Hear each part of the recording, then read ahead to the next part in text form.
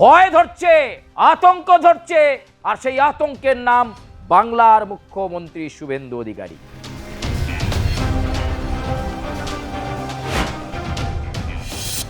অনুপ্রবেশকারী ধরা পড়লে তাদেরকে দৃষ্টান্তমূলক শাস্তি দিতে হবে, শুভেন্দু অধিকারী এই বার্তা বিএসএফকে দেওয়ার পরই অ্যাকশন মোডে বিএসএফ।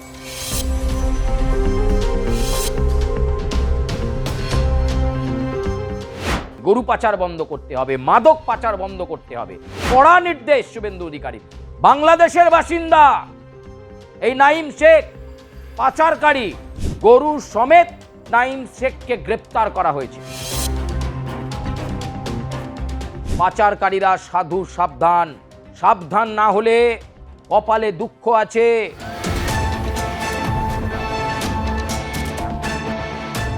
নমস্কার, আমি সুচারু, আপনাদেরকে স্বাগত জানাই আজকের এই বিশেষ প্রতিবেদনে।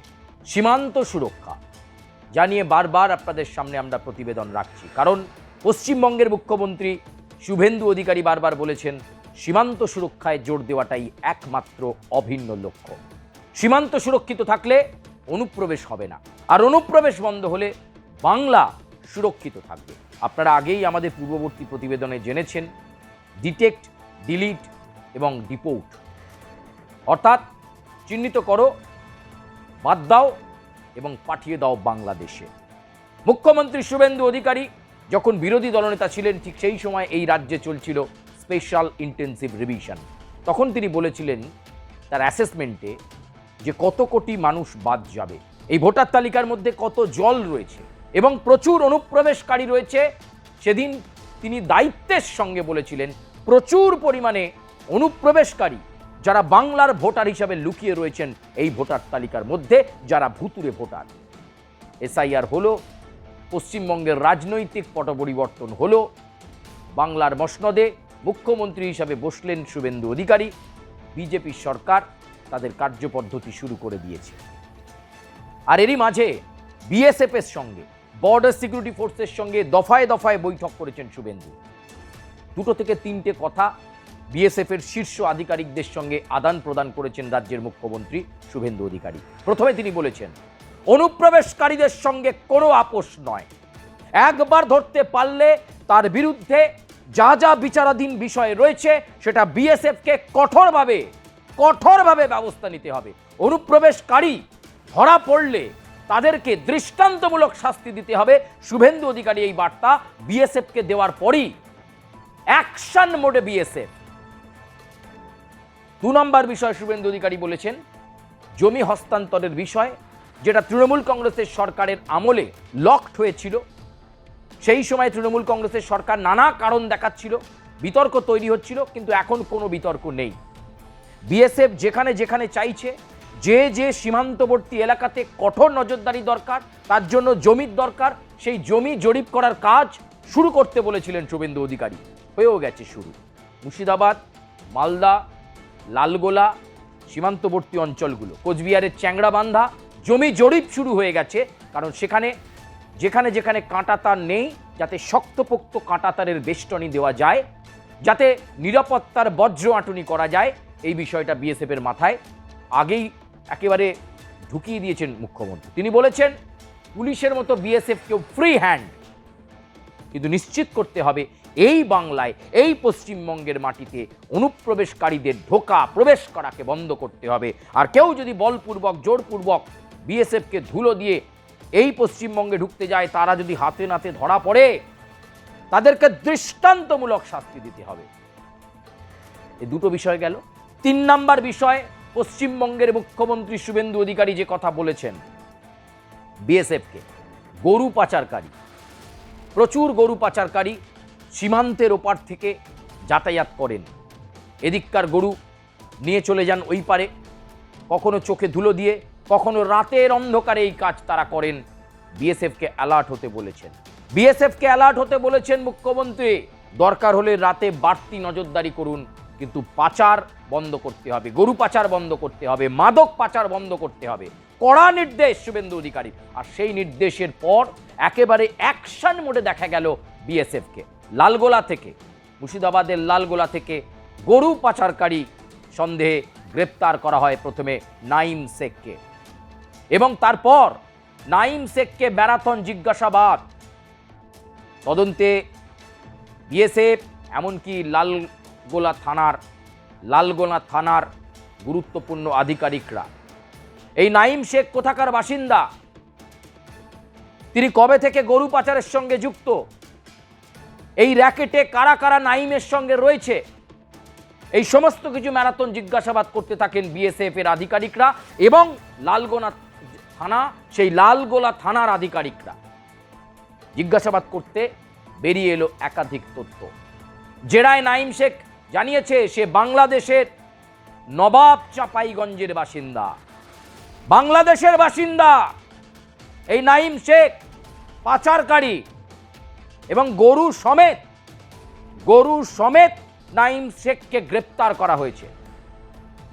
ইতিমধ্যেই তাকে আদালতে তুলে হেফাজতে নেওয়া হয়েছে, কারণ তার সঙ্গে সে তো আর একা পাচার করতো না। এই র্যাকেটে কারা কারা যুক্ত রয়েছে, কোন কোন প্রভাবশালী রয়েছে, সেটা খতিয়ে দেখছে পুলিশ এবং বিএসএফ। সীমান্তবর্তী অঞ্চলে পাচারকারীরা সাধু সাবধান, সেই দিন চলে গেছে।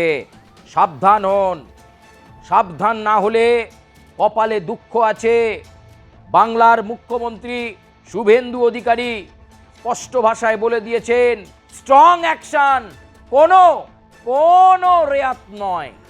তাই পাচারকারীদেরকে সাবধান হতে বলা হচ্ছে, কিন্তু তা সত্ত্বেও লালগোলা থেকে নাইমকে গ্রেপ্তার। এই নাইম শেখকে লাগাতার জিজ্ঞাসাবাদ চলছে।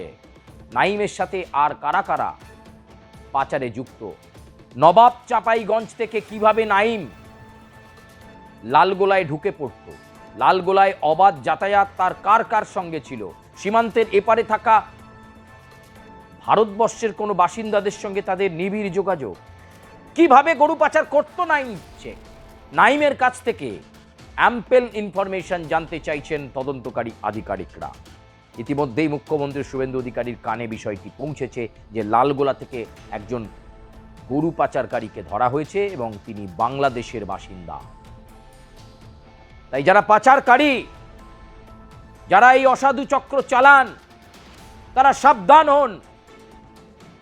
এবার কিন্তু বিএসএফ এর হাতে ধরা পড়লে কোনো রেয়াত নেই, বাঁচাতে কেউ পারবে না। কারণ স্বচ্ছ প্রশাসন, দুর্নীতিমুক্ত প্রশাসন দেওয়াই এই বর্তমান রাজ্য সরকারের একমাত্র লক্ষ্য। আর সেই লক্ষ্যে পৌঁছানোর জন্য বিএসএফকেও সতর্ক করা হয়েছে। নদিয়ার বরণবেড়িয়া অঞ্চল, যেখানে এর আগে প্রচুর অনুপ্রবেশের অভিযোগ এসেছে, কারণ সেখানে নন ফেন্সিং জোন কাঁটাতার সেইভাবে নেই, সেই জায়গাতেও জমি হস্তান্তরের বিষয়ে অগ্রগতির সঙ্গে এগোচ্ছে রাজ্য সরকার। তাড়াতাড়ি করে জমি জরিপ করে যাতে বিএসএফ এর হাতে জমি তুলে দেওয়া যায়, যাতে বিএসএফ সীমান্তবর্তী অঞ্চলগুলোকে আরও শক্তপোক্ত স্ট্রং নিরাপত্তা জোনে পরিণত করে। তাই এই পশ্চিমবঙ্গের উত্তর থেকে দক্ষিণ, পূর্ব থেকে পশ্চিম বর্ডার এরিয়াতে এখন কঠোর বজ্র আটুনি। তাই পাচারকারীরা এখন খুব বিপদে পড়েছে। এই সময়টা টাকা কামানোর জায়গা ছিল পাচারকারীদের কাছে, আর তাতে জল ঢেলে দিয়েছেন পশ্চিমবঙ্গের মুখ্যমন্ত্রী শুভেন্দু অধিকারী। তিনি বলেছেন, প্রয়োজনে 1 মাস অন্তর সীমান্তবর্তী অঞ্চলগুলোতে নিরাপত্তা কেমন রয়েছে, সীমান্তবর্তী অঞ্চলগুলোতে মালদা, মুর্শিদাবাদ, নদিয়া, এই সমস্ত জায়গায়, কোচবিহারের চ্যাংড়াবান্ধা, এই সমস্ত জায়গায় মানুষের উন্নয়ন কীরকম হচ্ছে, সীমান্ত উন্নয়ন কতটা হচ্ছে, দরকার হলে 1 মাস অন্তর অন্তর রিভিউ মিটিং হবে মুখ্যমন্ত্রীর উপস্থিতিতে, সচিবদের উপস্থিতিতে এবং বিএসএফ এর আধিকারিকদের উপস্থিতিতে আলোচনা হবে। সীমান্তে ভারতবর্ষের নাগরিকরা যে ওই সীমান্তবর্তী অঞ্চলে যারা বাস করেন, তারা যাতে সীমান্ত উন্নয়ন থেকে বঞ্চিত না হন, সেটাও দেখার দায়িত্ব এই বার্তা দিয়েছেন মুখ্যমন্ত্রী শুভেন্দু অধিকারী। ফলে যত সময় এগোচ্ছে, বাংলাদেশের পাচারকারীদের মধ্যে, বাংলাদেশের কুচক্রীদের মধ্যে ভয় ধরছে, আতঙ্ক ধরছে, আর সেই আতঙ্কের নাম বাংলার মুখ্যমন্ত্রী শুভেন্দু অধিকারী। পাচারকারী কুচক্রীরা বর্ডারে যে অবাধ যাতায়াত করার জায়গা পেতেন, এবার দিন আসছে, নিরাপত্তার বজ্র আঁটুনিতে তারা কোথায় যাবেন। প্রিয় দর্শক, আজকের মতো প্রতিবেদনে পর্যন্তই, কিন্তু আপনারা জানাবেন আপনাদের সুচিন্তিত মতামত।